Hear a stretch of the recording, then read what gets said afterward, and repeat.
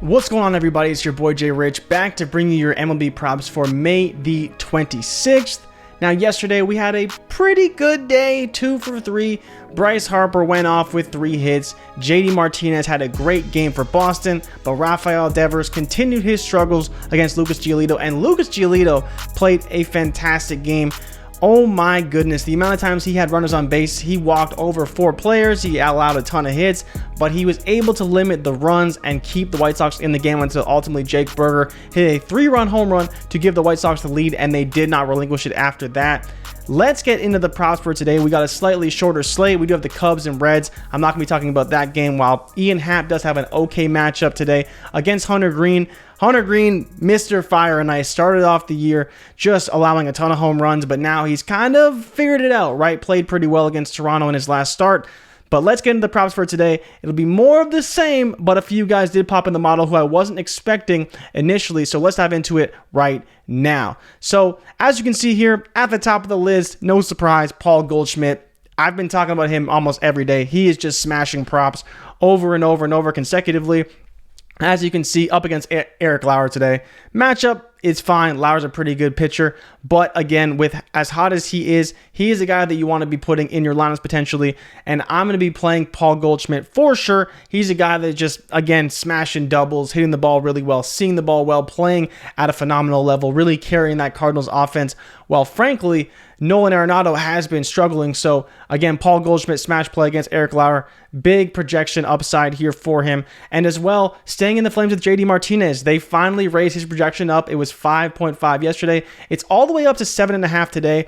Now, Dallas Kykel, again, a pitcher who did struggle at the beginning of the year and has struggled throughout the year, but Boston was actually the one start that he played particularly well. Now, it is important to note that JD Martinez did not play in that game, and Raphael Devers did play and had a fantastic game, but he only allowed 2 runs over 6 innings, and overall pitched pretty well when you compare it to some of his previous outings throughout the season.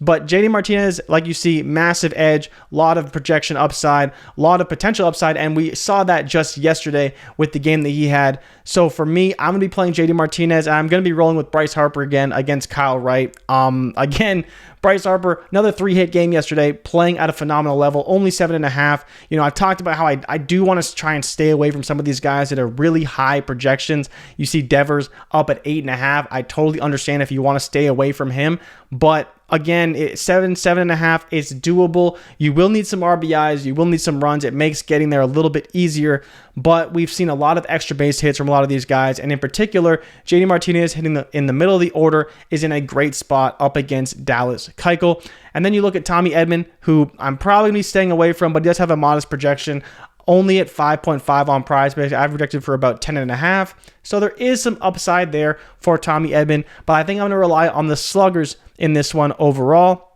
Then you get into Raphael Devers. As you see, 8.5 projection. It's important to note that he did have a 3-hit game the last time Dallas Kykel pitched, so he does see Kykel well, does play very well against Kykel overall, and Kykel has struggled against Devers in the past, so I would be willing to put Devers in a few lineups, but if you want to just stick with JD because he's got a lower number, I have talked about on numerous times with Stanton and Judge, sometimes it's better just to go with the lower number, and especially if we believe Devers can get on base, I believe that JD Martinez can drive him in, and that's going to be a cause to get more points for both guys, but easier for Martinez to hit 7.5 rather than going after 8.5. Then you have Randy Rosarina up against Nestor Cortez. Rosarina has been playing much better of late. He's gotten a lot hotter, unlike his teammate Wander Franco, who finally got off the block of ice in their past matchup. But again, now they're playing against the Yankees, playing against a very, very good pitcher in Cortez, who has been playing extremely well. Do I want to play a Rosarina? I would consider it, but I don't think he's in major consideration. I just wanted to bring him to your attention because he's a hot hitter who's playing very well. As you can see, 11 points per game. Up against Cortez, though, who will limit that contact. He's a player who has really limited hard contact, and the Rosarina is a guy who, when he gets a shot on that ball, he is able to take advantage, but playing in Tampa, it is tougher to hit those extra base hits and those home runs, those gappers, because it's a big ballpark. We know that defense for the Yankees is pretty good and has good range in the outfield. So for me, I'm probably not going to play a Rosarina. And then I do have 2 unders we can look at here. Sheldon Neuse over here going up against the Texas Rangers, playing in Oakland, up against Martin Perez, a very fantastic pitcher. I would consider this one. And then you hear of Javier Baez up against Connor Plinkington, who hasn't played a ton of action. He's a rookie, been in and out of the minors for Cleveland, pitched okay. You know, he had a decent start against Toronto and has been in the minors ever since. He's projected to start today. He hasn't allowed a ton of runs. That's why his pitch factor is very low. I would probably stay away from it, but Baez is really struggling. Under 4 points, 3.67 over his last 14 days. He's not playing well. Does that mean that he's going to, light it up against Cleveland? No, but do I think that 6.5 projection is a little high? Yeah, I really do. I'm not going to be playing a ton of unders today. I'm going to be sticking with the studs, but if you are feeling a little bit frisky, you could go get Sheldon or Baez, and those are guys that are projected to go under, especially against Martin Perez. It's going to be tough sledding for that entire Oakland offense.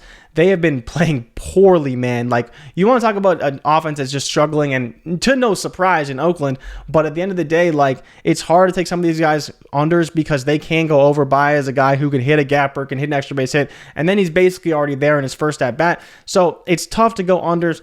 But again, if you do like it, this is what the data tells me. They hit the thresholds I like. I usually like to take unders on guys that are around 40% or higher. And then my threshold for some of these overs is right around 60, 70%, depends on the matchup and various things.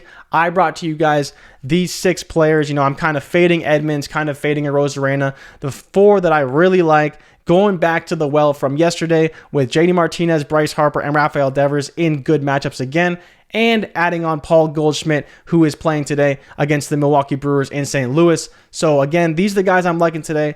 I think there's a lot of upside depending on how you want to play these. Mix and match them, pick 3, pick 2, however you want to go about it. But make sure you mix and match, because if you did that yesterday, you would have broke even though we didn't go 3 for 3. You still had the one play with JD Martinez and Bryce Harper that ultimately would have paid 3x and covered your other 2 bets that didn't hit. And you can always flex play these, right? So if you are on PrizePicks, you can flex play them. You don't have to hit all of them. You can hit a 3 of 4 and still make a little bit of money in case you're worried about one of those guys failing. But overall, Paul Goldschmidt, JD Martinez, Bryce Harper, and Raphael Devers, I am going to those guys again. They've been so good, so consistent, so hot. I'm willing to go after it. And remember, the one day that I told you to take Devers and he kind of faded, didn't play very well, the next day he came back and hit 2 home runs.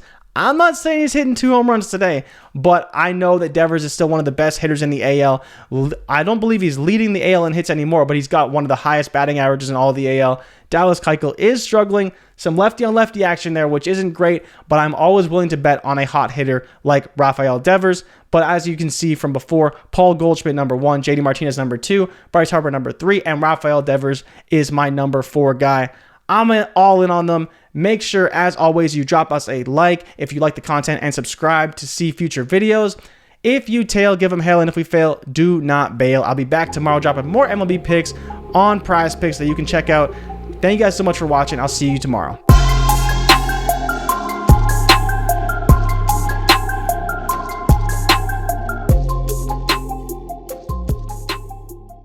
I'm back. Fumbled it. Fumbled the bag. Fumbled it right at the end. Smooth.